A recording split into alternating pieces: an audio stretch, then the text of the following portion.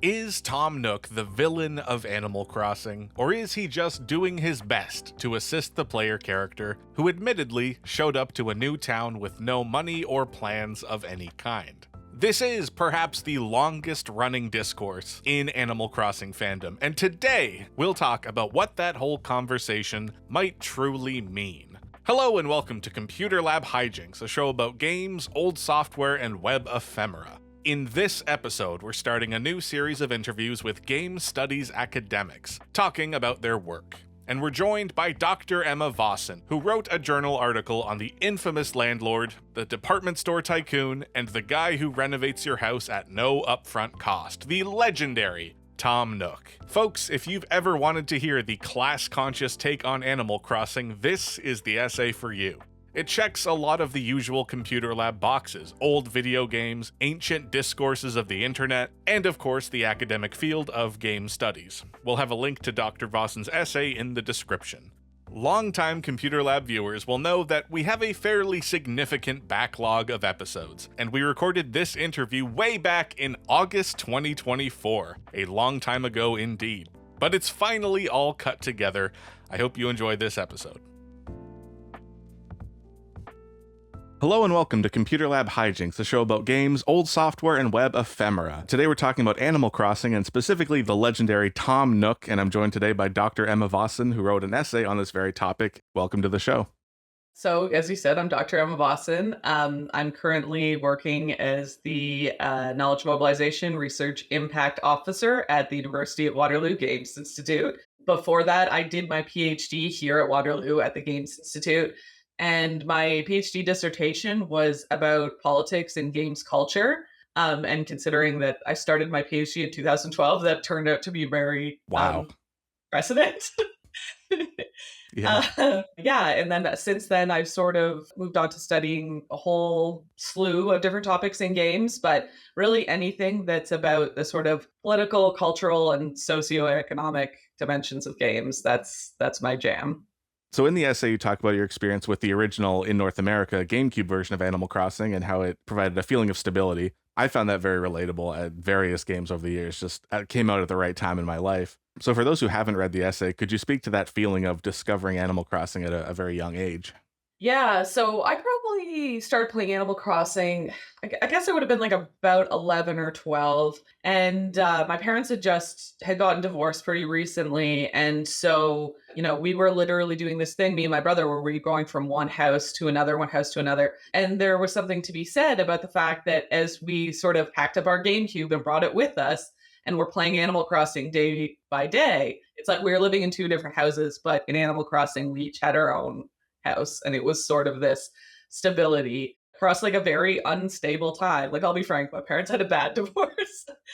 And so it was something that was really, really enjoyable for me at the time because I had that stability, and I played Animal Crossing for years, for a long time, because you could just sort of keep playing. As a kid, I feel like you have more patience to just like do the same stuff over and over again. And so obviously I have I'm a huge Zelda nerd. So obviously that was a huge source of comfort for me too, like as a preteen and as a teen. But Animal Crossing definitely had something unique because it is that sort of like cozy day-to-day escape, which is something completely different from the like fantasy escape. And part of what I talk about in the article is just about how they're kind of both a sort of power fantasy, but very different type of power fantasy. Yes. There's almost a sadness to the fact that what's in Animal Crossing has become more of a fantasy over the years. Yeah. You know what it makes me think about? I don't talk about in this essay, but it's now making me think about, have you ever seen those memes about The Simpsons? Oh, how their house was supposed to be like attainable. Yeah. So, and growing up without a lot of money, there wasn't like a lot of families on TV that like felt like relatable to me, but there was like, Roseanne and Malcolm in the Middle and, The Simpsons. But, now the idea of being like, you have a house, you have a 2-car garage, you have 3 kids, you have a stable job, your wife mostly stays at home. I mean, it is like, it's completely unattainable. Yeah. But at the time, like, this was supposed to be a story about this poor family. And because nothing has changed about this family over the course of the show, it's kind Mm. of like, oh, they literally went in the course of this show being on TV from being like this destitute, you have to buy Christmas gifts with money from the racetracks to, well, actually, they're pretty well off. Like, at least they own their house. At least you have a job. In hindsight, now it's a John Hughes movie. Now you're like, look at that house from Home Alone. Yeah. And it's like, I don't know. I don't know if there's really anything that better summarizes just like how much of an economic downturn we've Mm. seen. And like, I'm assuming we're around the same age. It's like over the course of growing up. And I feel like that has, there's this sort of like idea of what life was supposed to look like Mm. that we were presented as children that no longer exists now. Yes. I find the subject particularly fascinating because Animal Crossing predates social media in its current form. And the way we talk about games has changed so drastically online for a number of reasons. How early do you remember seeing jokes about Tom Nook as a villainous figure, and what was your reaction to that? Yeah, no, that's a really good question because I was thinking about that while I was writing the essay. Because obviously, I could look back and find people making jokes about it, making memes about it, writing articles about it. Part of the fun of writing this journal article was that I got to like go back and like read all these different articles people had written over the years, Mhm. either defending Tom Nook or crucifying him. But I personally, I swear to God, I remember people making jokes about it, like pre-social media. At least like in my group of friends who are playing Animal Crossing, it would be like, "Oh, that dastardly Tom Nook taking all my money." We might have not been doing it in like a purposely like Marxist sense because we hadn't read that stuff yet. It wasn't But super theory based. yeah, but I definitely think that people have been making those jokes about Nook as long as Animal Crossing has existed. And I think it's partly because Nintendo does play that up. Like, it's not an unintended character. Yes. I opened my essay with the sort of official description of Tom Nook from Nintendo. And the idea is that he's like, he does love money, but he's not a bad guy. That's their presentation. I mean, so many of the characters in that early game, especially, are very cartoonishly over the top. I mean, they got rid of Rossetti for a reason, which was just, he was so extreme, I feel like. Yeah, and it is weird, having played all these Animal Crossing games over the years, the ones in North America anyway, it is weird now that it is so popular. Yes. Um, I don't know if you feel the same way, but and I'm not trying to be like, oh, I like this before it was cool. No, it's valid. But It's there, valid. there is this sense of like, oh, this was this like extremely, because even the North American version of Animal Crossing is just so Japanese. Sure, Like, the yeah. humor is so Japanese. Like, it was just like, oh, this is this really weird, extremely Japanese thing that me and my friends like. And then all of a sudden, because of the pandemic, everyone you knew Hmm. was playing Animal Crossing. And so yeah, that was like a really, I don't know, it was a strange experience. And I remember trying to explain to people who had played Animal Crossing for the first time what the first game was like, and Yeah. trying to explain like, the villagers were straight up mean to you. Tom Nook was a lot. Like, people would be like, "Oh, this Tom Nook," and I was like, "You don't even know the half of it. He's really come around." So Tom Nook is an interesting character because he can be read as both exploitative, putting you in more and more debt for renovations you did not ask for, while also being oddly generous, such as not charging interest. You can take your time paying him back. I think both are true in a kind of amusing way. How would you describe the Nook discourse in general? Yeah, so I think that there's, yeah, like the two extremes, like you said, and the one extreme, the I hate Tom Nook extreme, does tend to get very extreme. Like, you see memes that are people being like, "I'm gonna break Tom Nook's kneecaps." Um, Wow. I had or Tom Nook's gonna break your kneecaps because you didn't pay him back, which is Right. like, that's not true. You can already tell I'm a bit of a Nook apologist. Or like, even that when I was telling one of my coworkers about this interview, they were like, "Oh, is the interview about how Tom Nook will be the first to the guillotine when the revolution comes?" And I was like, kinda. But that's the sort of discourse that people use in these very slanderous Tom Nook pieces. So a part of my argument is essentially like, well, people don't feel comfortable expressing how angry they really are at capitalism, at capitalists, at their own personal landlords. And so they're just taking it all out on Tom Nook, despite the fact that, as you said, it's like, yeah, you have to pay him for your house, but, there's no interest. You could sit in a tent for all he cares, Yeah. Yeah. and you just never upgrade your house. And then, on like the labor end of that, the fact that he's willing to pay you for the fruits of your labor instead of, paying you hourly to labor.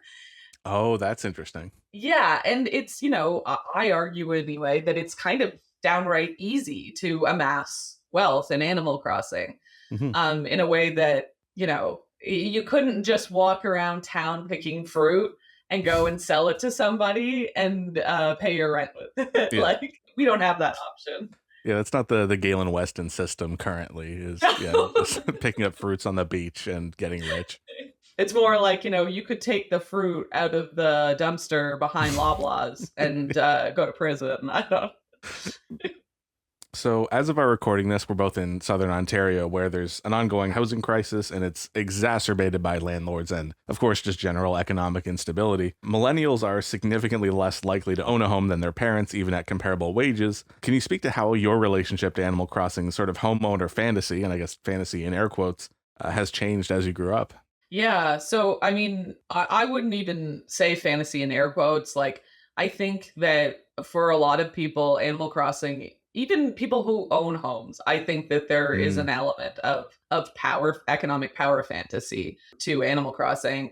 And, for me, like I said, as a preteen, as a teenager, it was more about the sort of stability aspect, like, oh, all my stuff is in one place. mm, But then as I got older, it's like, oh my God, imagine if, my Animal Crossing house in New Horizons, the attic was just one big office with lots of books and a typewriter and a computer and another computer, this sort of like beautiful, messy, Ghibli-esque office that is a fantasy to me because like in reality, what my office is a little nook in my hallway.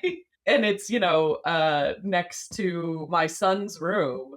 So I can't really go in there at night because I'm afraid of waking him up because he's asleep. And, I feel I have that instinct that I'm having right now where I'm like, I shouldn't complain because when I wrote this article, I was living in Scarborough in this an extremely crappy apartment mm. that had like water damage and mold and landlord special. Everything was just painted. Oh, You know, it, the white it brush on everything. Yeah.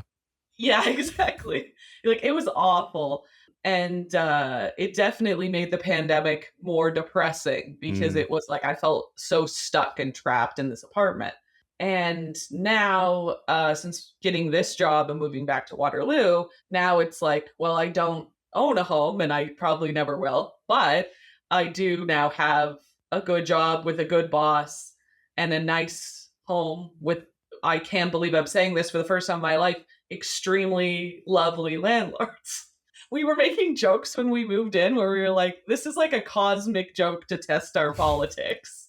Like, if we've only ever had terrible landlords. It was like, what if we present you with the nicest people who aren't like this isn't an income property for them. Like it's their home where they raised their family. They bought another home and it just doesn't make sense to sell this home. And the point is that despite having upgraded my life since 2020 when I wrote this article, I am still broke. And so that fantasy still prevails. Like mm. it is, I think every day I'm like, okay, I have a full-time job. My partner has a full-time job. Yes, we have a kid, but we budgeted for that. But between my student debt, which I talk about in the article, like Mhm. OSAP, which for anyone not from Ontario is like the provincial student loan system, they like cut me off of any sort of repayment assistance or anything. Oh, yeah. Yeah. And I had to like write this big appeal and they were like, no, no, no, no, no. So like, that alone is $700 a month. Wow. Yeah, so like that's just my student loans. And then, our rent is, and for anyone who doesn't, again, live in Ontario and know how bad the housing crisis is here, our rent is $2,600 a month. And that is considered an extremely good deal. When people see, like, oh, we don't have a yard, but we have a deck. And it's Oh. like, okay, you don't have an office, but there is this nook. And like, it's like only a 2 bedroom, but there's space. Like, Hmm. and so it's like it is a good deal, but when you are in this position where you're paying $2,600 a month in rent, and then $1,000 in daycare, $1,000 to your student loan, and la la la, suddenly, even if you're making a pretty good salary, like that doesn't, it's not going to go very far. And so, having grown up, both me and my partner, like growing up without a lot of money, we both thought if we ever made the amount of money that we made currently, that we'd just be good. Mm. But we're both in this position where we're like, we both need to figure out how to make more money. And not even to buy a house, just to continue renting, to maintain our lifestyle. And like the last thing I'll say about it is just even the shopping aspect of Animal Crossing. I think there's a power fantasy there as well. Separate from the housing is like you can go to this store and yeah, there's only a couple items and yeah, there might be nothing you want. You come back the next day and there's 3 things you want. And you're like, either I can afford to buy these things or I'm just going to go catch a couple fish and then I can buy this roll top desk I want or whatever. And I think there's definitely, an economic power fantasy to be said there as well, because despite, again, having a PhD, having a good job, having a dual income household, I'm still like, I shop at Goodwill every week. Like I buy everything secondhand. I literally am constantly selling stuff on Marketplace. I have a guy coming to buy one of my CRTs tonight. Because I'm just like, well, if I want to buy anything excess of my bills, I got to Mm. use this, take my Marketplace money to Goodwill. Like, that's not like the economic situation that someone who has been working for as long as I've been working should be in. So your essay is a work of autoethnography, which makes it a cultural analysis that includes your own experiences. I loved it. This feels right at home with the way we often discuss video games in online spaces. But I'm curious if this format was at all unusual for academic writing. Personally, I haven't seen that much of it, and I think it was really interesting. Have you run into any obstacles in writing this way for academia? That's a fantastic question. And I'm impressed by it because I'm like, yes to all of that. Really? Okay. Yeah, so autoethnography it is a form of ethnography that has been used since the 70s, but is still considered like I think I can just say honestly super controversial in academia. I have a book that's coming out with some colleagues later this year. I can send you the link so you can put it in the description or whatever. Sure. And it's called Historiographies of Game Studies. And my friend Stephanie Jennings has a piece in there that is just about how controversial autoethnography is within the game studies world and how it's so weird because autoethnography is, in my opinion, in her opinion, but also my opinion, like the perfect method for studying games. Yes. Because it's all about experience, like your gameplay experience, your personal experience. And I think the reason I was drawn to autoethnography is because I don't believe in objectivity. Like, I don't think I think you can strive towards objectivity, but I don't think it's possible to attain it. And I think that people who think they have objectivity, it's like, I just think they are incorrect. And I think that the best analysis that we can gain is from like acknowledging that subjectivity and our subject position and really just being honest about all that and upfront about it and digging into it. And in my opinion, that's what autoethnography does.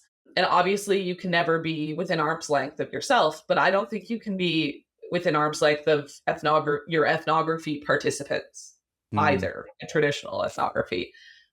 Often I will read a traditional ethnography and think, oh, this is an autoethnography. Oh, wow, but Like, they're not saying it. but they're not saying it. not to get too off track, but my dissertation was also an autoethnography, where I didn't initially intend it to be, but it kind of turned into one.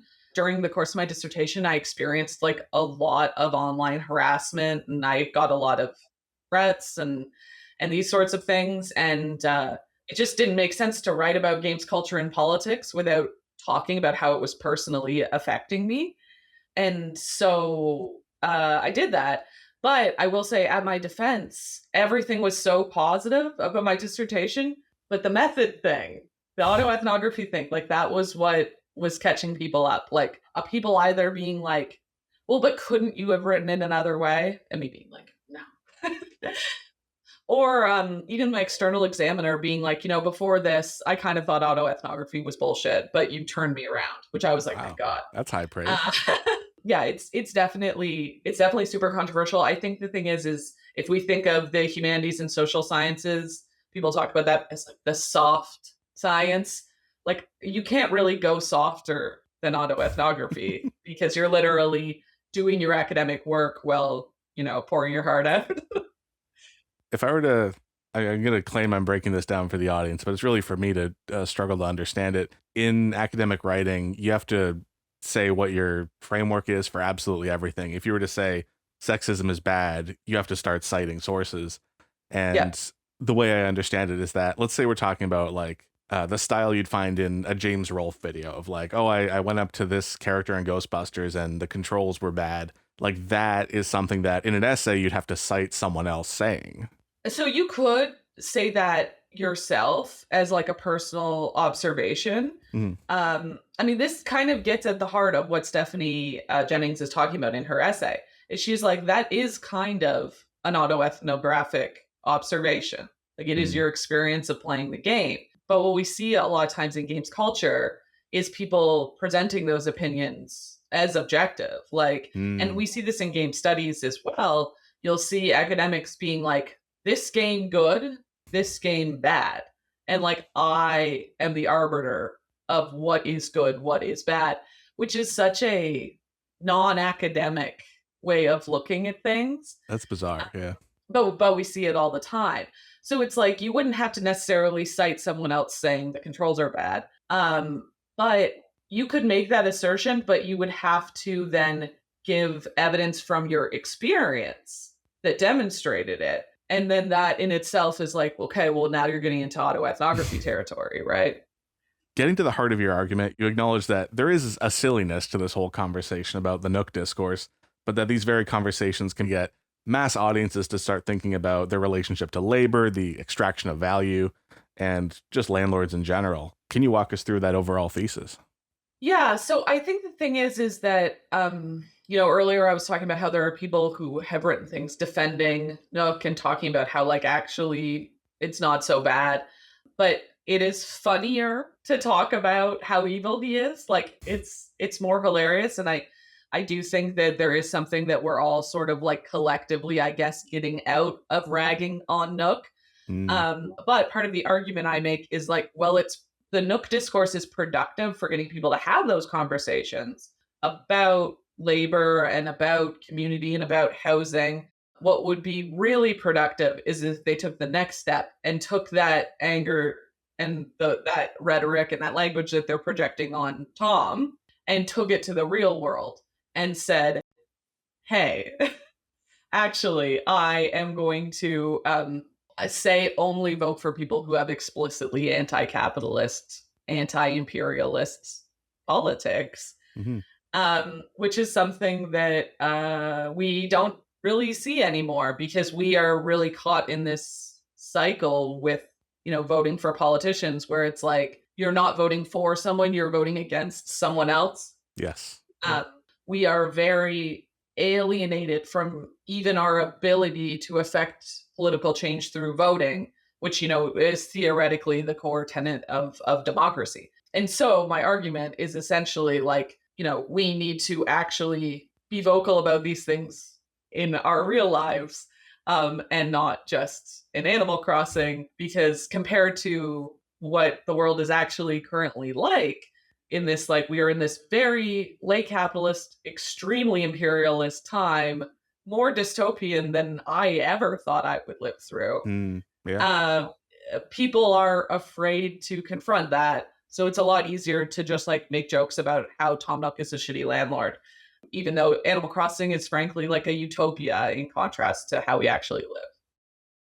Hello, everyone. This is Nathan from the relative future, just chiming in to say that my next question was about Animal Crossing Pocket Camp, just to hear Dr. Vossen's thoughts on how the world of Animal Crossing might read different when real-world money is involved. Now, I mentioned this is an older interview. Pocket Camp has since been semi-discontinued and replaced with a non-microtransaction paid game. But either way, I think this was an interesting answer, so we're going to include it as is. But just keep in mind, August 2024. Yeah, so I mean, I think that there is a reason why Pocket Camp, well, it did pretty well. It was not as popular as New Horizons. And it's interesting because I did play Pocket Camp quite a bit before New Horizons came out. And you can do a lot without spending your own money. And I have like a very strict, like, I will pay for a mobile game, but I will not buy things within a mobile game. You know, I've been tempted by things in Marvel Snap, and I have restrict myself. But yeah, with Pocket Camp, it's like clearly though people are paying their real money to, build up their items and stuff. And well, yes, people are allowed to spend their money on whatever they want. Like on a personal level, as a gamer, I feel like it is exploitative. Sure, yeah. And I do not enjoy that games are going in that direction. The whole like free to play, like you buy cosmetics model, I feel like is problematic, even though that is obviously inherently the positive in comparison to buying things that are not cosmetic, that actually do have an impact on the game, which so many games now do. I don't really think we're moving in like a great direction as far as how games are financed, and that isn't even getting into the whole issue of gambling. There was like a really great video essay made by People Make Games, that YouTube channel, that like looks into the realities of how Steam and Valve have sort of supported this like gambling system, that like really opened my eyes to just like how bad it is. Because I was thinking like, yeah, it's bad, but like, people can spend their money on real gambling. But like they actually have interviews with people who were children when they started like gambling with all their, CS:GO skins that they could sell in the Steam marketplace and so on and so forth. And then like still like developed into adults with a real gambling addiction because the seed was planted in them when they were like 11 and 12. And yeah, like so Pocket Camp, I think, is sort of in this space where it's like you can play it without spending money, but it does like basically any argument I make about how Animal Crossing has like a more utopian economic system does not apply to Pocket Camp, because the second you add that real money, doesn't work. One last question. Who is your favorite villager? Oh, I think I gotta say Eugene. The koala. I don't know why. I love him. I also have a really big soft spot for Ketchup, the duck. I honestly though, like I don't know, like this is gonna sound bad, but the whole like people's like politics about like this is the best villager and I've gotta keep kicking people out until I get this person. Yeah. I've never understood that. Like that has never been part of the appeal for me. Like people's weird relationship with Raymond the cat, and how they'll spend like hours and hours trying like using the amiibo cards to get him into the campsite so he'll loom into their village. I don't get it. I've always just been kind of like, let people come, let people go. If someone wants to leave, I'm not going to stop them. If someone wants to move in, sure, why not? Because to me, that was like part of the fun of Animal Crossing. But people get like very curatorial about it, where they're like, no, I can only have pink villagers, or that's this weird, villager's ugly, I've got to kick them out. And I'm like, that poor ape you kicked out of your village. That's so funny. I used to be a lot more hardcore in that direction of I needed to have Cube in my town at all times. Okay, yeah. But now he's not GameCube themed, so now I'm just more open to whoever lives in the town is fine with me. Just as a last thing, do you have any projects you'd like to plug? Yeah, so I guess the first thing I'd like to plug is my job. I'm working at the University of Waterloo Games Institute. We are an interdisciplinary research center at the University of Waterloo. We have faculty and student members, and we do all sorts of research in interactive and immersive technologies. So obviously that includes games, but also a lot of to do with VR, XR, AR. I did a really cool VR study last week where I was like, I didn't know you could do this stuff. I don't think I can say anything more than that, but Wow. so it's my job to promote the research that happens here. And yeah, I love it. It's a dream. I love research. I think for a lot of people, consuming research for a living would be like the worst parts of school. Like they would be like, that's hell. But I love it. So yeah, I feel we also have a lot of events. So yeah, check out the Games Institute website if you're interested to see what we're up to. And then on a more personal level, I mentioned earlier that I have a book coming out soon. The book actually started during the pandemic and is like this close to being done. And it's called Game Studies Historiographies.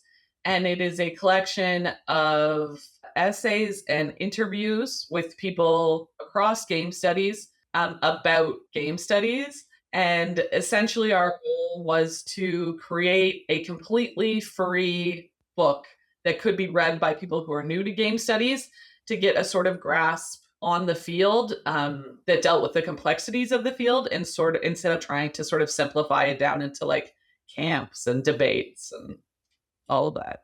Very cool. Dr. Emma Vossen, thank you for being on the show. Thank you so much for having me.